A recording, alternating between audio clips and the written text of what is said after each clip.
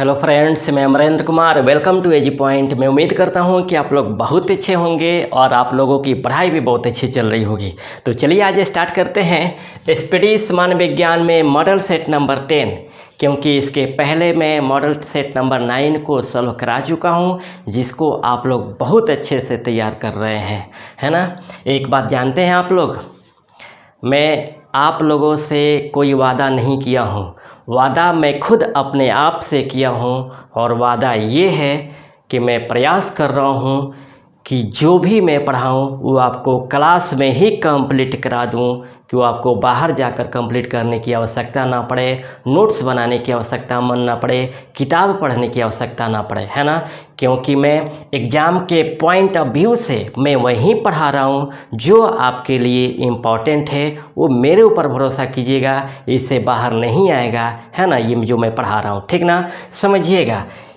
मैं जो पढ़ा दिया और आपकी मेंटलिटी बन जाए कि सर पढ़ा दिए, मैं लिख लिया, या पीडीएफ में प्रोवाइड करा दूँ तो आप लोग पीडीएफ को लिख लीजिए, तो वो किसी काम का नहीं आएगा। क्योंकि मैं जानता हूँ उसको आप लोग सत्यनारायण बाबा का कथा ही बनाते हैं और कुछ नहीं करते हैं। आप लोग अच्छा से उसको रफ में नोट्स बना लेंगे, लिख लेंगे, और लिखने के बाद उसको जाकर स्टडी टेबल पे रख देंगे, और रखने के बाद वह मटेरियल धूल फाँक रहा होगा सत्यनारायण बाबा की कथा की तरह। मैं जानते हैं आप लोग सत्यनारायण बाबा का कथा क्यों बोल रहा हूँ, वो इसलिए बोल रहा हूँ कि सत्यनारायण बाबा का कथा का जो बुक होता है वह किसी विशेष ओकेजनों में ही निकाला जाता है, वो इस तरह उसको नहीं देखा जाता है। तो आप लोग भी वही करते हैं, पढ़ाए हुए नोट्स को आप लोग क्या करते हैं, सत्यनारायण बाबा का कथा बना देते हैं। इसलिए मैं इतना ईमानदारी से और शिद्दत से आपको मेहनत क्लास में ही कर रहा हूँ कि आपको याद हो जाए, ठीक ना। तो मेरे साथ साथ थोड़ा सा रिक्वेस्ट है कि आप भी मेहनत कीजिए, ठीक ना। तो चलिए स्टार्ट करते हैं मॉडल सेट नंबर 1। समझिएगा, इसमें पहला नंबर जो क्वेश्चन है वह ये है कि निमोनिया किस जीवाणु के कारण होता है। समझिएगा, एक नंबर जो क्वेश्चन है आपको, निमोनिया किस जीवाणु के कारण होता है, किस जीवाणु के कारण होता है।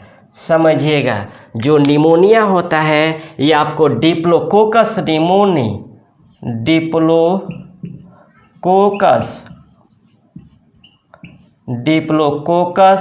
निमोनी नामक जीवाणु के कारण होता है ना। जो निमोनिया होता है ये आपको डिप्लोकोकस निमोनी नामक जीवाणु के कारण होता है। और याद रखिएगा, इससे प्रभावित होने वाला अंग क्या है, इससे प्रभावित होने वाला जो अंग है वह फेफड़ा है, यानी लंग है ना। लंग से जो प्रभावित होने वाला जो अंग होता है वह फेफड़ा होता है। आइए यहीं पर जीवाणु जनित रोगों को देख लेते हैं कि जीवाणु से कौन कौन रोग होते हैं ना, जीवाणु से कौन कौन रोग होते हैं। तो देखिएगा, यहाँ पे जीवाणु से होने वाले रोगों में देख लेते हैं। एक नंबर में टिटनस। समझिएगा, यह जो रोग होता है वह क्लास्ट्रियम टिटेनी नामक रोग, जीवाणु से यह रोग होता है ना। क्लास्ट्रियम टिटेनी नामक जीवाणु से यह रोग होता है। और याद रखिएगा, इससे प्रभावित होने वाला अंग कौन सा है, इससे प्रभावित होने वाला जो अंग है वह आपको तंत्रिका तंत्र है ना। तंत्रिका तंत्र एवं मांसपेशी है ना। मांसपेशी ये आपको प्रभावित होते हैं, है ना। तो टिटनस से आपको क्लास्ट्रियम टिटेनी नामक जो टिटनस होता है वह क्लास्ट्रियम टिटेनी नामक जीवाणु के कारण होता है। और इसे प्रभावित होने वाला जो अंग है वह तंत्रिका तंत्र और मांसपेशी है ना। नेक्स्ट रोग है आपको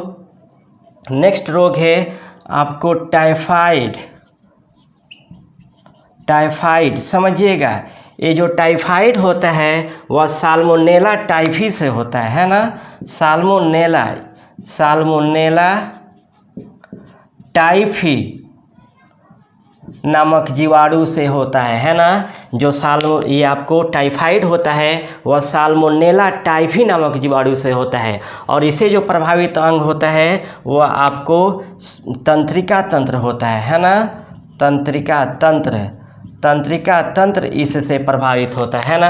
आपको साल्मोनेला टाइफी से आपको तंत्रिका तंत्र प्रभावित होता है ना, याद रखेंगे। इसका स्क्रीनशॉट आप लोग लेते चलेंगे या लिखते चलेंगे, क्योंकि इसमें और भी है वो हम कराएंगे, है ना। उसके बाद नेक्स्ट में है आपको कुष्ठ रोग। कुष्ठ रोग,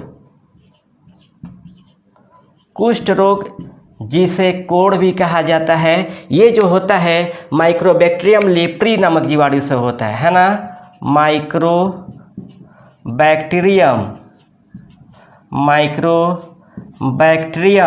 लेप्री, माइक्रोबैक्टीरियम लेप्री नामक जीवाणु से यह रोग होता है। और इसे प्रभावित अंग जो होता है वह तंत्रिका त्वचा होता है ना।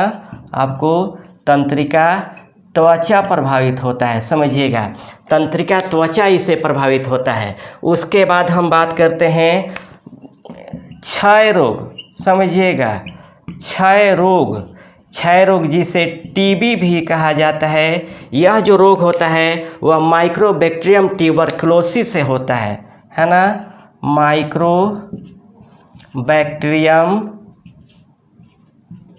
माइक्रोबैक्टीरियम ट्यूबरकुलोसिस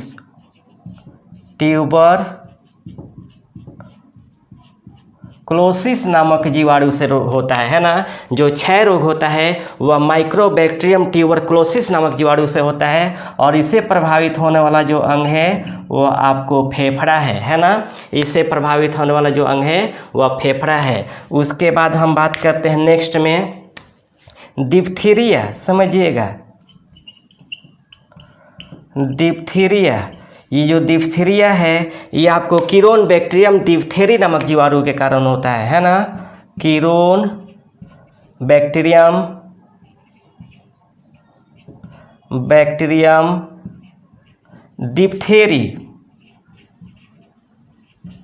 डिप्थेरी नामक जीवाणु के कारण होता है। और इसे प्रभावित होने वाला जो अंग है वह श्वसन तंत्र है ना। श्वसन तंत्र इससे प्रभावित होता है ना। डिप्थीरिया से कीरोन बैक्टीरियम डिप्थेरी नामक जो रोग से होता है वह आपको श्वसन तंत्र प्रभावित होता है ना। तो ध्यान देंगे। और इसमें किसे लिख देते हैं, वह है आपको हैजा। हैजा जो रोग होता है वह आपको विब्रियो कॉलेरी, है ना, विब्रियो कॉलेरी नामक जीवाणु से यह रोग होता है। और इसे प्रभावित होने वाला जो अंग होता है वह आपको आंत होता है ना। इसे प्रभावित होने वाला जो अंग होता है वह आंत होता है। फिर समझिएगा, निमोनिया आपको डिप्लोकोकस निमोनी नामक जीवाणु से होता है। और इसे प्रभावित होने वाला जो अंग होता है वह फेफड़ा होता है। टिटनस जो रोग होता है वह क्लास्ट्रियम टिटैनी नामक जीवाणु से होता है। और इसे प्रभावित होने वाला अंग जो होता है तंत्रिका तंत्र या मांसपेशी होता है। टाइफाइड नाम जो रोग होता है वह साल्मोनेला टाइफी से होता है। और इसे प्रभावित होने वाला अंग जो होता है वह तंत्रिका तंत्र होता है। कुष्ठ रोग जो है यह आपको माइक्रोबैक्टीरियम लेप्रिक नामक जीवाणु से होता है। और इसे प्रभावित होने वाला जो अंग होता है वह आपको तंत्रिका त्वचा होता है। और क्षय रोग जो होता है वह माइक्रोबैक्टीरियम ट्यूबरकुलोसिस नामक जीवाणु से होता है। और इसे प्रभावित होने वाला जो अंग होता है वह आपको फेफड़ा होता है। और डिप्थीरिया जो रोग होता है कीरोन बैक्टीरियम डिप्थेरी नामक जीवाणु से होता है। और इसे प्रभावित होने वाला जो अंग होता है वह श्वसन तंत्र होता है। और आपको श्वास नली होता है। श्वास नली या श्वसन तंत्र कहेंगे, श्वास नली, है ना, श्वास नली, है ना। उसके बाद हैजा जो होता है विब्रियो कॉलेरी नामक आपको जीवाणु से होता है। और इससे प्रभावित होने वाला जो अंग है आपको आंत होता है ना। अब देखिएगा, टाइफाइड का खोज किसने किया था?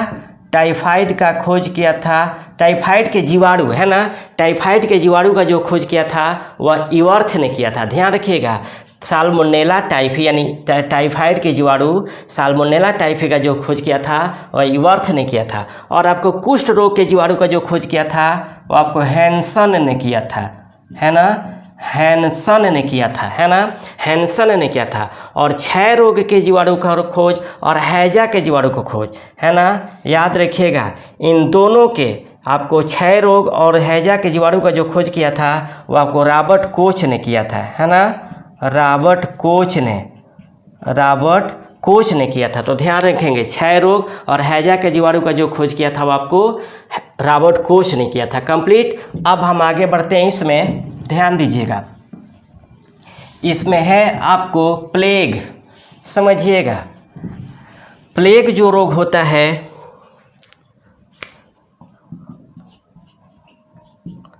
प्लेग जो रोग होता है यह पास्चुरेला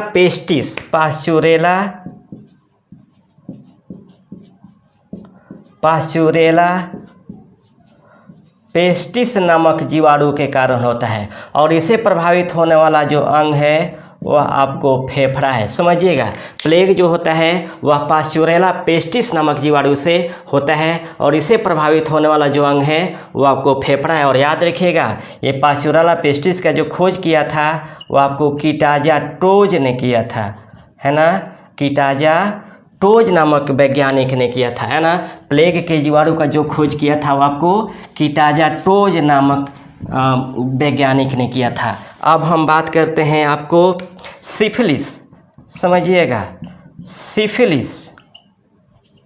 सिफिलिस जो रोग होता है वह आपको ट्रिपोनोमो पैलिडियम कारण, है ना।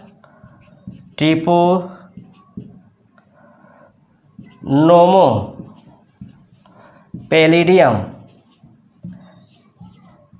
पैलिडियम नामक जीवाणु के कारण यह रोग होता है ना। ट्रिपोनोमो पैलिडियम नामक जीवाणु के कारण यह रोग होता है और इसे प्रभावित होने वाला जो अंग है वो आपको जनन तंत्रिका है ना। जनन तंत्रिका इससे प्रभावित होता है, ठीक ना। इसके बाद हम बात करते हैं काली खांसी। समझिएगा, काली खांसी जो होता है यह हीमोफिलस परटूसिस नामक जीवाणु से होता है ना। हीमोफिलस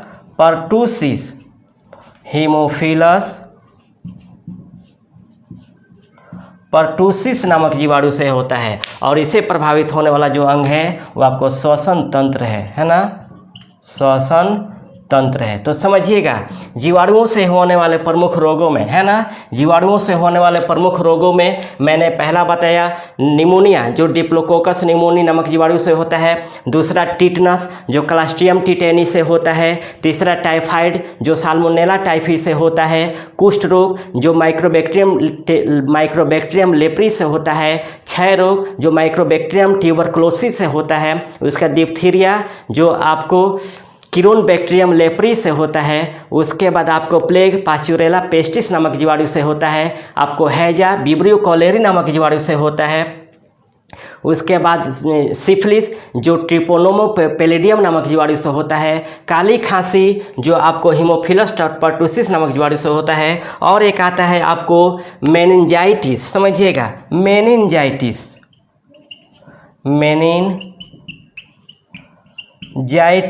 ये जो मेनिंजाइटिस रोग है यह नौसेरिया मेनिंजाइटिस नामक जीवाणु से होता है ना। नौसेरिया मेनिंजाइटिस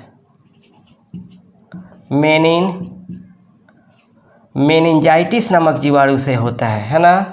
और इसे प्रभावित होने वाला जो अंग होता है वह मस्तिष्क होता है ना। इसे प्रभावित होने वाला जो अंग होता है आपको मस्तिष्क होता है। तो ये आपको मेनिंजाइटिस रोग होता है नौसेरिया मेनिंजाइटिस से, और इसे प्रभावित होने वाला जो अंग होता है वह मस्तिष्क होता है। तो जीवाणु जनित ये प्रमुख रोग है। इसमें आप याद रखेंगे दो तरह से। पहला याद रखेंगे कि कौन सा जीवाणु जनित रोग है, पहला। दूसरा है कि कौन सा रोग किस जीवाणु के कारण होता है, दूसरा। और तीसरा इसमें बनेगा कि किस रोग से कौन सा अंग प्रभावित होता है ना। जैसे मान लीजिए क्वेश्चन पूछ लिया कि क्षय रोग किस प्रकार का जीवाणु है, किस प्रकार का रोग है, तो जीवाणु जनित रोग है। फिर आ जाएगा कि क्षय रोग किस जीवाणु के कारण होता है, तो माइक्रोबैक्टीरियम ट्यूबरकुलोसिस के कारण होता है। फिर पूछ दिया कि क्षय रोग से शरीर का कौन सा अंग प्रभावित होता है, तो फेफड़ा प्रभावित होता है। ये आपको याद रखना होगा, है ना, ये आपको याद रखना होगा कंप्लीट। और इसमें ये भी पूछ देगा कि क्षय रोग के जीवाणु का खोज किसने किया था, तो रॉबर्ट कोच ने किया था। ये आपको याद रखा होगा। ओके, तो ये था आपका 1 नंबर में जितना जो मैं आपको बताया। अब बात करते हैं 2 नंबर में। 2 नंबर में क्वेश्चन है कि जंतुओं में फुट एंड माउथ रोग होता है। समझिएगा, 2 नंबर क्वेश्चन है। 2 नंबर क्वेश्चन है कि जंतुओं में फुट एंड माउथ रोग होता है। समझिएगा, रोग होता है। ये जो जंतुओं में फुट एंड माउथ जो रोग होता है, यह आपको विषाणुओं के कारण होता है ना, आपको विषाणु के कारण होता है। समझिएगा, जंतुओं में जो फुट एंड माउथ रोग होता है, ये आपको विषाणु के कारण होता है। समझिएगा, ये आपको पालतू पशुओं में, है ना, पालतू पशुओं में यह अधिकांश रोग होता है। इस रोग को आपको मुंहपक्का या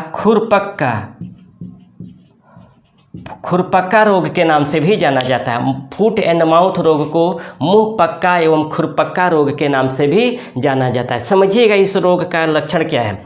ये जो रोग होता है, पशुओं के मुंह में छोटे छोटे दाने निकल जाते हैं और वो आगे चलकर एक बड़े घाव का रूप ले लेते हैं, जिसके वजह से वह खाना नहीं खा पाते हैं, जुगाली नहीं कर पाते हैं। दुधारू पशु जो दूध कम कर देते हैं, ये मुंहपक्का हो जाता है। खुरपक्का, उनके पैरों के खुर में जो छोटे छोटे घाव होते हैं, वह आगे चलकर एक घाव का बड़ा रूप ले लेता है, जिसकी वजह से चल नहीं पाते हैं। चलते भी तो लगना कर चलते हैं, उसी को खुरपक्का कहा जाता है। अरे इंसानों में होता है, लेकिन उसको फुट एंड माउथ नाम नहीं दिया जाता। जैसे निनाय, जब निनाय हो जाता है, जिसे हम कहते हैं कि मुंह पक गया है, तो मुंह पक जाता है तो पूरा स्वाद ही बिगड़ जाता है। सामने स्वादिष्ट खाना रखा रहता है, लेकिन डर से नहीं खाते हैं कि घाव है, दर्द करने लगेगा, खा नहीं पाएंगे, तीखा ज़्यादा लगेगा, तो उसी को कहा जाता है आपको मुंह पक्का, है ना। तो ये आपको था 2 नंबर में क्वेश्चन। अब हम 3 नंबर में बात करते हैं। तीसरा नंबर जो क्वेश्चन है वह ये है कि वृक्षों के छालों पर उगने वाले कवक कहलाते हैं, है ना। समझिएगा, तीसरा नंबर जो क्वेश्चन है ये है कि वृक्षों के छालों पर उगने वाले कवक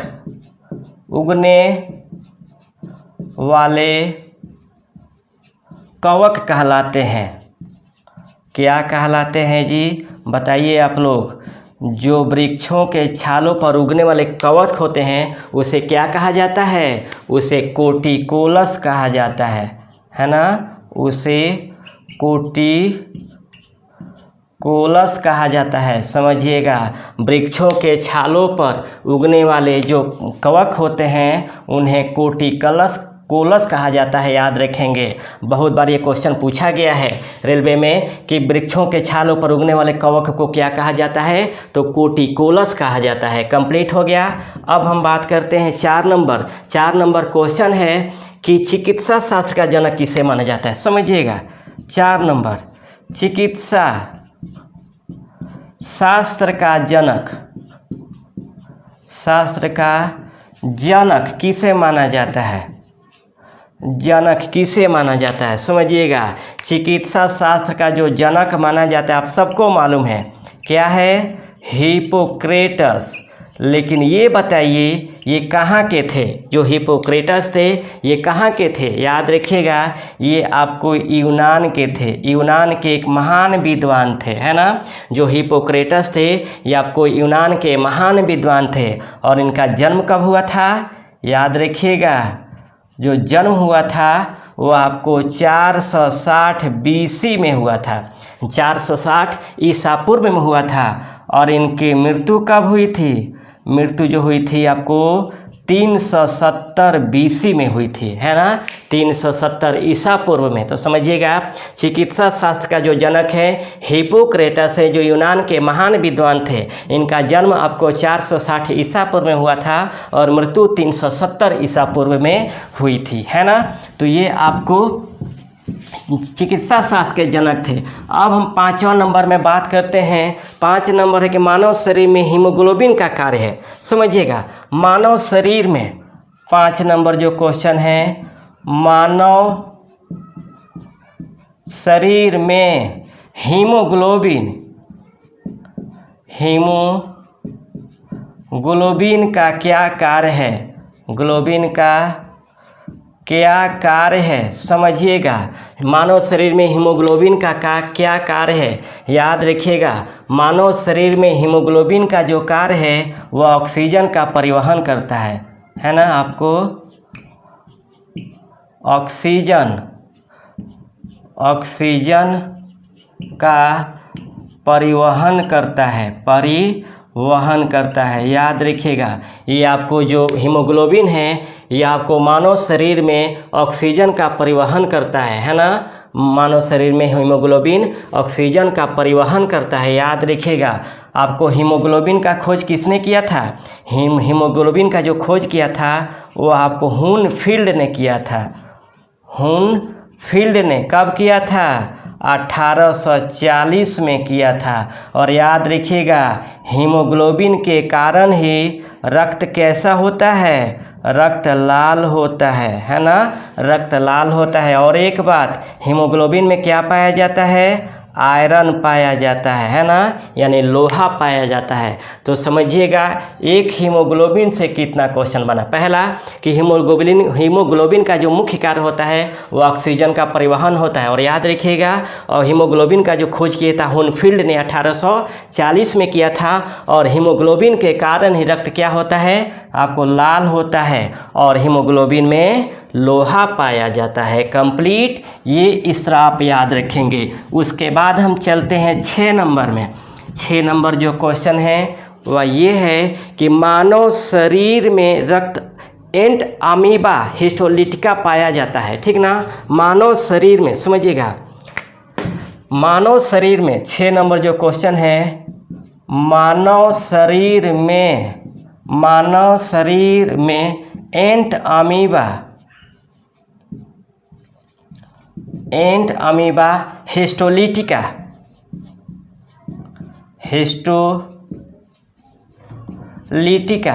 कहाँ पाया जाता है ना। कहाँ पाया जाता है समझिएगा। बताइए आपको कि मानव शरीर में एंट अमीबा हिस्टोलिटिका कहाँ पाया जाता है ना। ये आपको पाया जाता है आंत में, है ना, आंत में, यानी इंटेस्टाइन में पाया जाता है। इंटेस्टाइन में पाया जाता है। ये जो मानव शरीर में एंट अमीबा हिस्टोलिटिका है ये आपको आंत में या इंटेस्टाइन में पाया जाता है। कंप्लीट। अब हम बात करते हैं 7 नंबर क्वेश्चन। समझिएगा 7 नंबर जो क्वेश्चन है वह ये है कि मछलियों का अध्ययन क्या कहलाता है। समझिएगा 7 नंबर इम्पॉर्टेंट है, इस रिलेटेड मछलियों का अध्ययन क्या कहलाता है। मछलियों का अध्ययन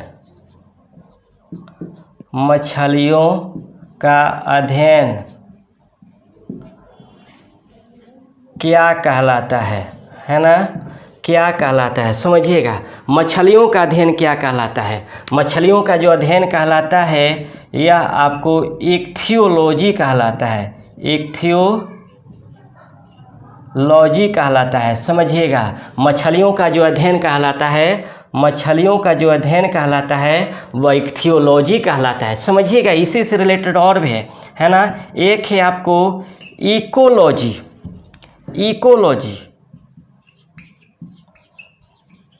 इकोलॉजी में किसका अध्ययन किया जाता है, क्योंकि ई से रिलेटेड है इसलिए मैं बता रहा हूँ, ठीक ना। इकोलॉजी समझिएगा इसमें आपको जीवधारियों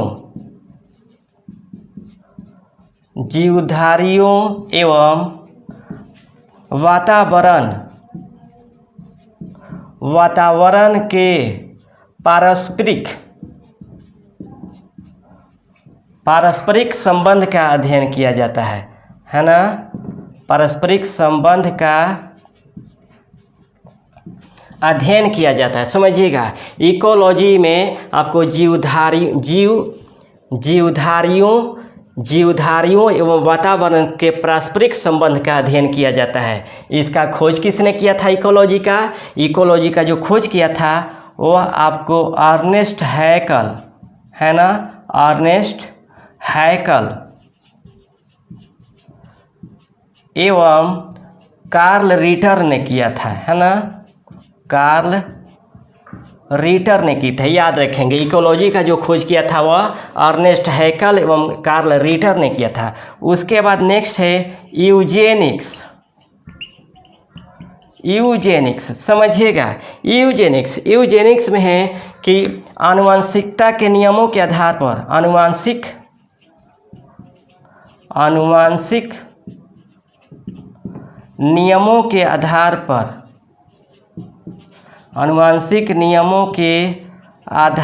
पर मानव जाति में सुधार का अध्ययन, है ना, मानव जाति में सुधार का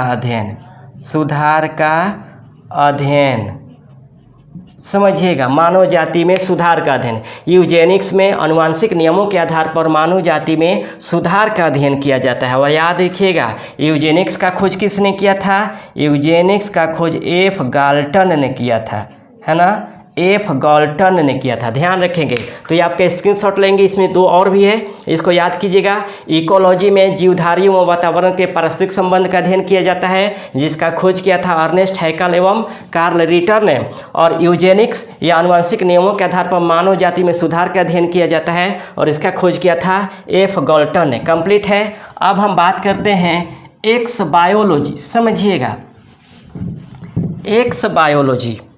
एक्स बायोलॉजी में किसका अध्ययन किया जाता है? एक्स बायोलॉजी, समझिएगा। एक्स बायोलॉजी में पृथ्वी को छोड़कर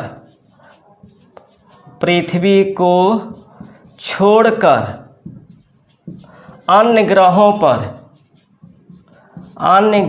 पर जीवन के संभावनाओं का अध्ययन किया जाता है ना, जीवन के संभावनाओं का अध्ययन किया जाता है। ये क्वेश्चन पूछा गया है, सबसे इम्पोर्टेंट है कि एक्स बायोलॉजी में किसका अध्ययन किया जाता है? तो आपको पृथ्वी को छोड़कर अन्य ग्रहों पर जीवन के संभावनाओं का अध्ययन किया जाता है ना। उसके बाद है आपको इंटोमोलॉजी,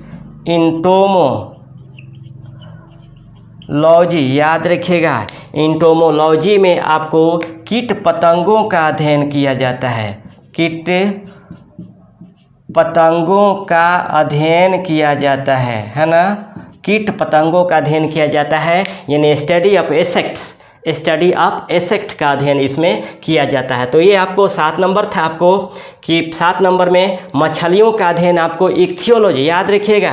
मछली पालन नहीं, मछली पालन का अध्ययन पीसी कल्चर में किया जाता है, और ये विभिन्न प्रकार के मछलियों की बात कर रहा है ना। मछली पालन का अध्ययन आ जाएगा तो पीसी कल्चर हो जाएगा, लेकिन विभिन्न प्रकार के मछलियों का अध्ययन की बात करेगा तो इक्थियोलॉजी। इकोलॉजी में जीवधारी और वातावरण के पारस्परिक संबंध का अध्ययन किया जाता है। यूजेनिक्स में आपको आनुवंशिक नियमों के आधार पर मानव जाति में सुधार का अध्ययन किया जाता है। एक्स बायोलॉजी में पृथ्वी को छोड़कर अन्य ग्रहों पर जीवन के संभावनाओं का अध्ययन किया जाता है, और इंटोमोलॉजी में कीट पतंगों का अध्ययन किया जाता है ना।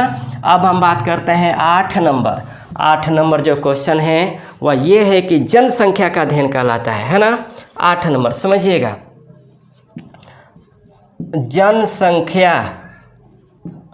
जनसंख्या का अध्ययन कहलाता है। जनसंख्या का अध्ययन कहलाता है क्या भाई? जनसंख्या का अध्ययन क्या कहलाता है? डेमोग्राफी कहलाता है ना, डेमोग्राफी कहलाता है। समझिएगा, जनसंख्या का अध्ययन जो कहलाता है वह डेमोग्राफी कहलाता है। आते हैं अब डी से, देखते हैं कि कौन कौन सा स्टडी है। समझिएगा, आपको डी से डेंड्रोलॉजी, है ना, डेंड्रोलॉजी, समझिएगा डेंड्रोलॉजी में वन्य वृक्षों एवं झाड़ियों का अध्ययन किया जाता है ना। वन्य वृक्षों एवं झाड़ियों का अध्ययन किया जाता है, झाड़ियों का अध्ययन किया जाता है, ध्यान रखिएगा। फिर आ जाता है डेंड्रोक्रोनोलॉजी, है ना, डेंड्रोक्रोनोलॉजी याद रखिएगा। वृक्षों के वलयों के आधार पर उसके आयु का अध्ययन, वृक्षों के वलयों के आधार पर, वलयों के आधार पर उसके आयु का अध्ययन, उसके आयु का अध्ययन, समझिएगा। अगर आज अगर क्वेश्चन पूछ दे कि वृक्षों की आयु कैसे निर्धारित की जाती है, तो उसके वलयों को गिन कर निर्धारित किया जाता है। प्रत्येक वर्ष में एक वलय तैयार होता है ना, और उसी वलय को गिन करके उसके आयु को निर्धारित किया जा सकता है। अगर कोई पेड़ कट जाए तो आपको उसके वलयों को गिन करके उसके आयु का निर्धारण कर सकते हैं। ये क्वेश्चन पूछा भी गया है कि वृक्षों की आयु कैसे निर्धारित की जाती है, तो उसके वलयों को गिन कर अध्ययन किस में किया जाता है, डेंड्रोक्रोनोलॉजी में। और एक है आपको डर्मेटोलॉजी, डर्मेटोलॉजी समझिएगा। डर्मेटोलॉजी में त्वचा तथा उससे संबंधित रोगों का अध्ययन किया जाता है ना, त्वचा तथा उससे संबंधित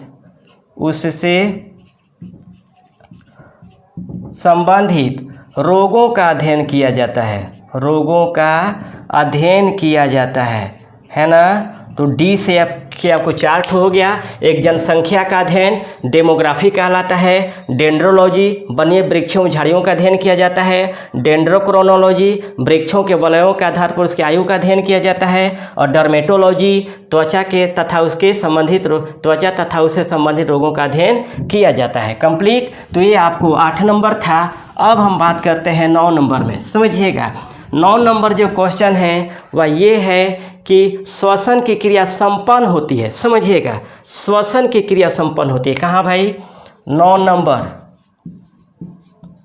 श्वसन की क्रिया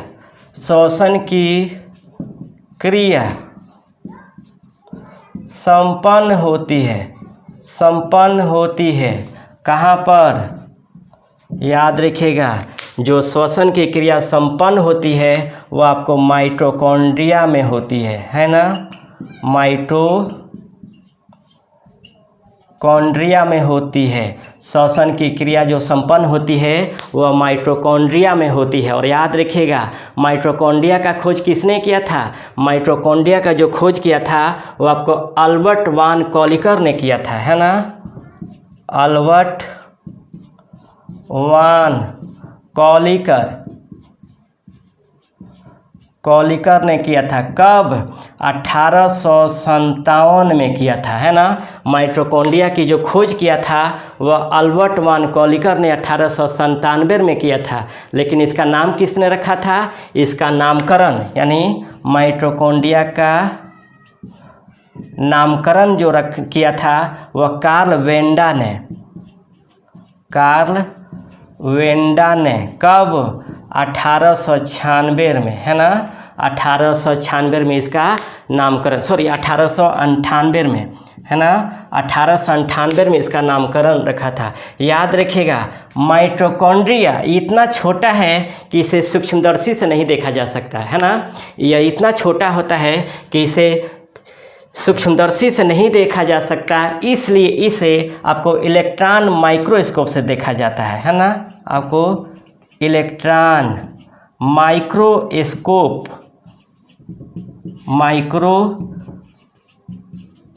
से देखा जाता है ना, से आपको देखा जाता है। इलेक्ट्रॉन माइक्रोस्कोप से देखा जाता है। और याद रखिएगा माइटोकॉन्ड्रिया को पावर हाउस ऑफ सेल कहा जाता है, पावर हाउस ऑफ सेल कहा जाता है, यानी कोशिका का ऊर्जा घर कहा जाता है ना। माइटोकॉन्ड्रिया को पावर हाउस ऑफ सेल कहा जाता है। फिर समझिएगा, श्वसन की जो क्रिया संपन्न होती है वह माइटोकॉन्ड्रिया में होती है। माइटोकॉन्ड्रिया का जो खोज किया था वह अल्बर्ट वान कॉलिकर ने 1857 में किया था। इसका नामकरण जो किया था वह कार्ल वेंडा ने 1898 में किया था। और याद रखिएगा, यह इतना छोटा है कि सूक्ष्मदर्शी से नहीं देखा जाता है, इसलिए इसे इलेक्ट्रॉन माइक्रोस्कोप से देखा जाता है। और माइटोकॉन्ड्रिया को पावर ऑफ सेल के नाम से भी पावर हाउस ऑफ सेल के नाम से भी जाना जाता है। कंप्लीट। अब हम बात करते हैं 10 नंबर। 10 नंबर जो क्वेश्चन है वह पुरुषों की नसबंदी को कहा जाता है। समझिएगा, पुरुषों की नसबंदी को कहा जाता है। 10 नंबर, पुरुषों के नसबंदी को कहा जाता है। क्या कहा जाता है भाई? पुरुषों के नसबंदी को वैसेक्टोमी कहा जाता है ना। वैसेक्टोमी कहा जाता है ना। पुरुषों के नसबंदी को वैसेक्टोमी कहा जाता है। लेकिन अगर महिला की नसबंदी की बात आ जाए तो महिला नसबंदी को ट्यूबेक्टोमी कहा जाता है ना। महिला नसबंदी को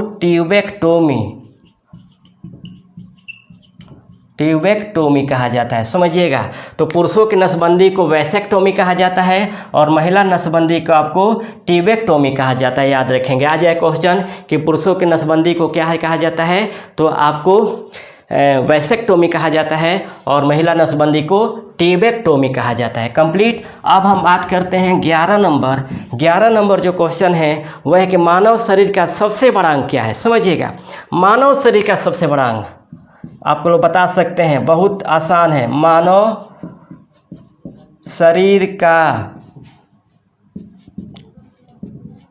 सबसे बड़ा अंग, मानव शरीर का जो सबसे बड़ा अंग होता है वो आपको त्वचा होता है ना। त्वचा यानी स्किन होता है। जो सबसे बड़ा अंग होता है वो आपको त्वचा होता है। और याद रखिएगा, त्वचा का रंग का कारण क्या होता है? मेलानिन होता है ना। मेलानिन, त्वचा के रंग का जो कारण होता है वह मेलानिन के कारण होता है। और याद रखिएगा, त्वचा के ऊपर के भाग को क्या कहा जाता है? एपिडर्मिस कहा जाता है ना। त्वचा के ऊपरी भाग को आपको त्वचा के ऊपरी भाग को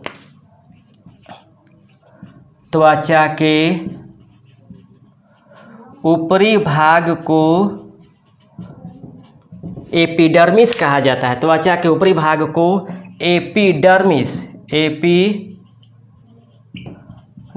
कहा जाता है। तो फिर समझिएगा, आपको मानव शरीर का जो सबसे बड़ा अंग होता है वह त्वचा होता है। त्वचा का जो कारण होता है वह त्वचा के रंग का जो कारण होता है वह मेलानिन होता है और त्वचा के ऊपरी भाग को एपिडर्मिस कहा जाता है। कंप्लीट। तो ये 11 नंबर था आपको शरीर का सबसे बड़ा अंग है ना, त्वचा, और त्वचा के रंग का कारण मेलानिन और त्वचा के ऊपरी भाग को एपिडर्मिस कहा जाता है। अब हम बात करते हैं 12 नंबर। 12 नंबर क्वेश्चन है कि हाइड्रोकार्बन विजन 2025 किससे संबंधित है। समझिएगा, हाइड्रोकार्बन विजन 12 नंबर है आपको। हाइड्रोकार्बन विजन 2025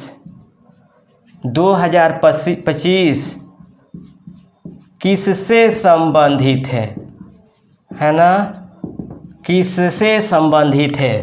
समझिएगा, हाइड्रोकार्बन 2025, हाइड्रोकार्बन विजन 2025 जो संबंधित है वो आपको ग्रीन हाउस प्रभाव से संबंधित है। ग्रीन हाउस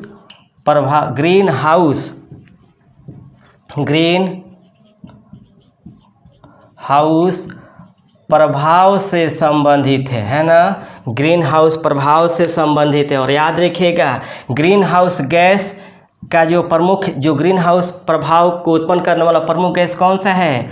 आपको कार्बन डाइऑक्साइड है ना। कार्बन डाइऑक्साइड है, जिसका खोज किसने किया था? वैन हेलमंट ने किया था। वैन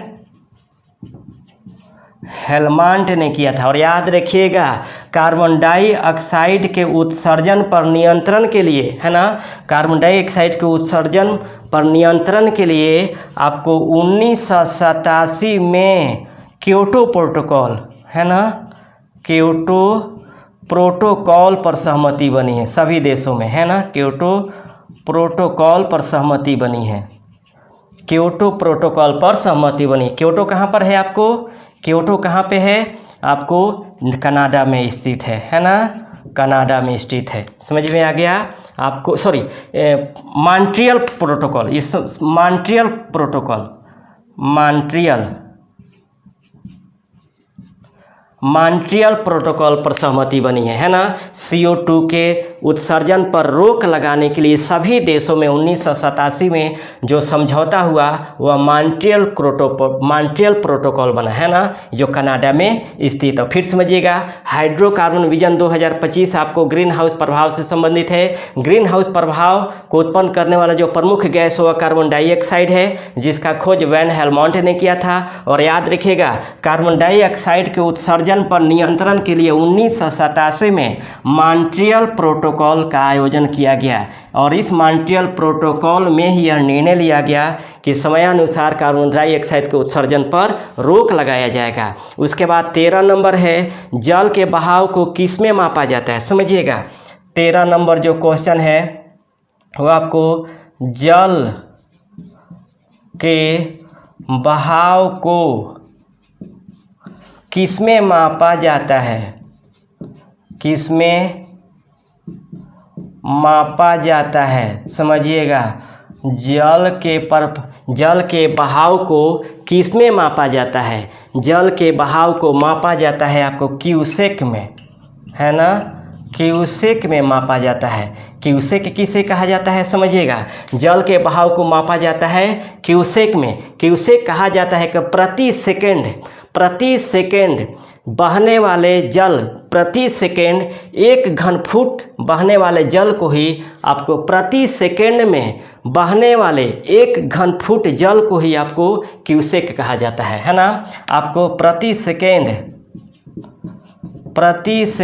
में 1 घन फुट बहने वाले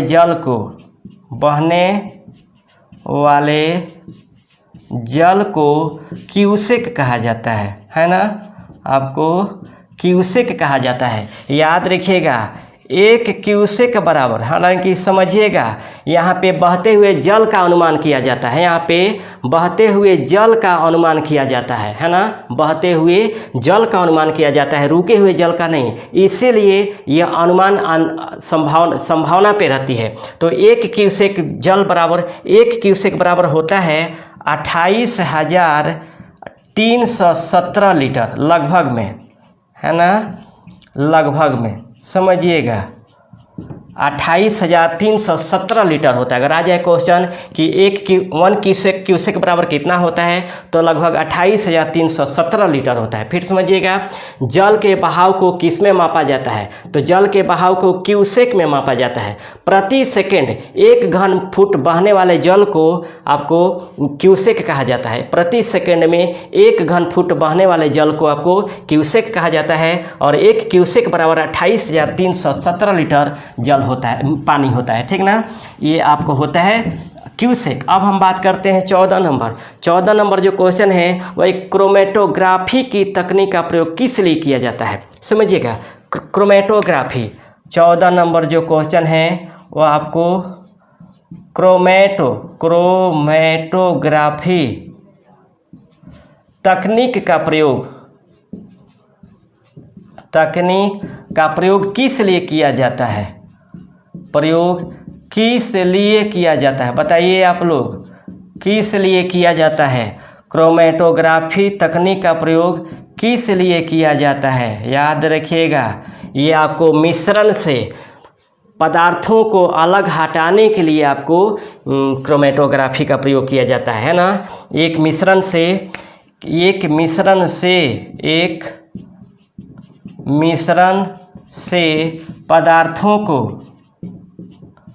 पदार्थों को हटाने के लिए आपको क्रोमेटोग्राफी का प्रयोग किया जाता है ना।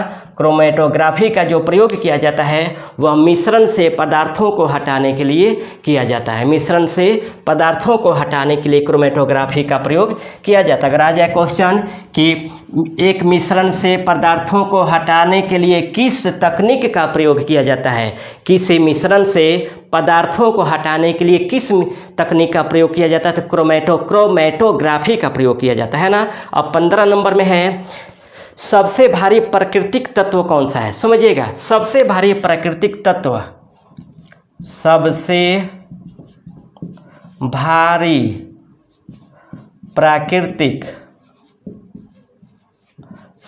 भारी प्राकृतिक तत्व कौन सा है? समझिएगा, सबसे भारी जो प्राकृतिक तत्व है वह आपको यूरेनियम है ना, यूरेनियम है। समझिएगा, सबसे भारी जो प्राकृतिक तत्व है वह आपको यूरेनियम है। यूरेनियम का खोज किसने किया था? यूरेनियम का जो खोज किया था वह कोलोप्रोथ ने किया था, है ना। इसका जो खोज किया था आपको कोलोप्रोथ ने किया था। कोलोप्रोथ ने किया था। कब? 1789 में किया था, है ना। कोलोप्रोथ का जो खोज किया था यूरेनियम का जो खोज किया था वह कोलोप्रोथ ने 1789 में किया था। और आपको यूरेनियम का अयस्क क्या है? यूरेनियम का जो अयस्क है, इसका जो अयस्क है वह पिंच ब्लेड है ना। आपको पिंच ब्लेड है, यूरेनियम का जो अयस्क है वह पिंच ब्लेड है। तो फिर समझिएगा, जो सबसे भारी प्राकृतिक तत्व है वह यूरेनियम है। यूरेनियम का जो खोज किया था वह कोलोप्रोथ ने किया था 1789 में। और याद रखिएगा, यूरेनियम का जो अयस्क है वह आपको पिंच ब्लेड है ना, पिंच ब्लेड है। अब हम बात करते हैं आपको 16 नंबर क्वेश्चन के वायुयान के टायरों में भरने के लिए प्रयोग किया जाता है। समझिएगा, वायुयान के टायरों में, सीधे क्वेश्चन के वायुयान के टायरों में कौन सा गैस भरा जाता है ना। 16 नंबर है, वायुयान के टायरों में कौन सा गैस भरा जाता है? याद रखिए, कौन सा गैस भरा जाता है? कौन सा गैस भरा जाता है? याद रखिएगा, वायुयान के गैसों में, टायरों में जो गैस भरा जाता है वो आपको हीलियम को भरा जाता है ना, हीलियम को भरा जाता है। याद रखिएगा, यह अक्रिय गैसों में सबसे हल्का होता है ना। यह आपको अक्रिय गैसों में सबसे हल्का होता है, सबसे हल्का होता है। और याद रखिएगा, इसका खोज किया था किसने? लोकेयर ने। इसका खोज किया था लोकेयर ने। अगर अक्रिय गैसों में सबसे भारी की बात करें, अक्रिय गैसों में सबसे जो भारी गैस होता है वो आपको आर्गन होता है ना। आर्गन होता है, जिसका खोज किया था आपको रैमजे एंड रैले ने। याद रखिएगा। और वायुमंडल में मुक्त अवस्था में नहीं पाया जाता है कौन सा गैस? रेडान। याद रखिएगा, ये जो रेडान है यह वायुमंडल में नहीं पाया जाता है ना। आपको वायुमंडल में मुक्त अवस्था में नहीं पाया जाता है। याद रखिएगा, रेडान एकमात्र गैस है जो वायुमंडल में मुक्त अवस्था में नहीं पाया जाता है। और इसका खोज किया था किसने? F.E. डार्न ने इसका खोज किया था। तो फिर समझिएगा, वायुयान के टायरों में हीलियम भरा जाता है। जो हीलियम होता है अक्रिय गैसों में सबसे हल्का होता है, और हीलियम का खोज किया था लोकेयर ने। अक्रिय गैसों में सबसे भारी गैस आर्गन होता है, जिसका खोज किया था रैमजे एंड रैले ने। और याद रखिएगा, वायुमंडल में गैस नहीं, अक्रिय गैसों में नहीं पाया जाने वाला रेडान होता है। यानी वायुमंडल में मुक्त अवस्था में रेडान नहीं पाया जाता है, या भूकंप के उत्पत्ति के समय ही वायुमंडल में उत्सर्जित होता है। कंप्लीट। तो ये आपका 16 नंबर था। अब हम बात करते हैं 17 नंबर। समझिएगा, 17 नंबर जो क्वेश्चन है वह एक बुलेट प्रूफ वस्तुओं के निर्माण में जो बहुलक प्रयोग किया जाता है ना, समझिएगा। बुलेट प्रूफ वस्तुओं के निर्माण में 17 नंबर बुलेट प्रूफ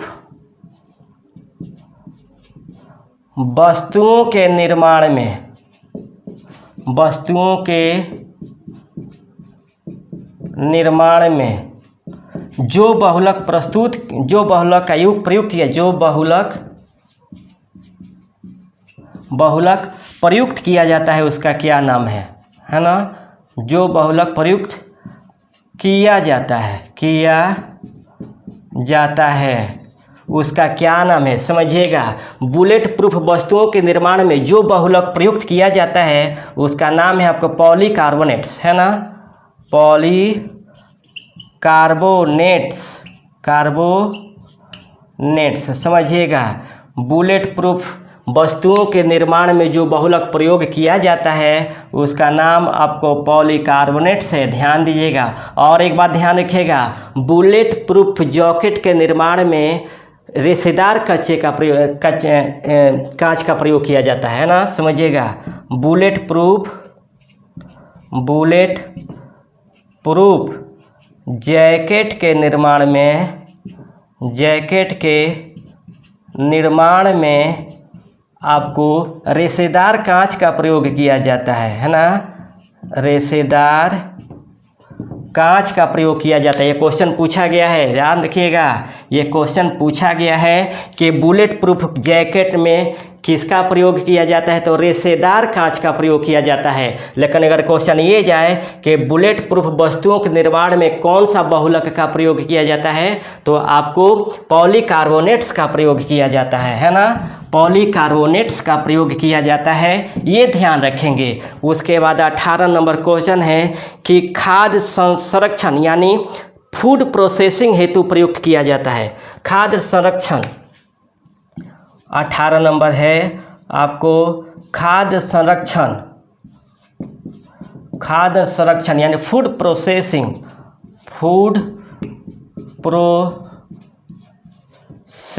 हेतु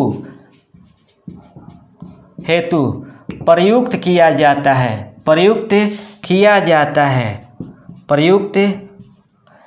जाता है क्या, आपको याद रखिएगा, बेंजोइक एसिड प्रयोग किया जाता है ना। बेंजोइक एसिड, आपको बेंजोइक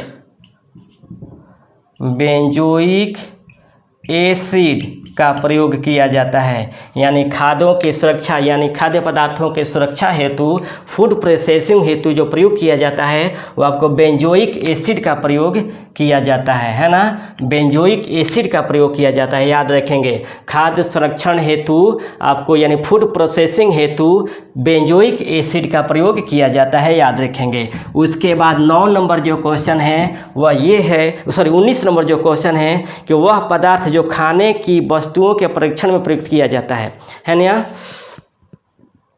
वह पदार्थ जो खाने की वस्तुओं के वह पदार्थ जो खाने की वस्तुओं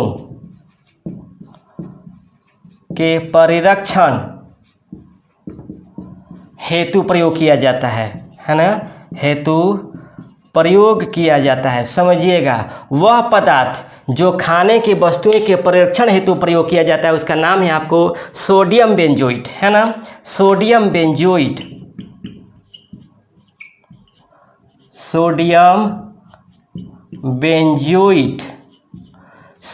बेंजोइट याद रखिएगा।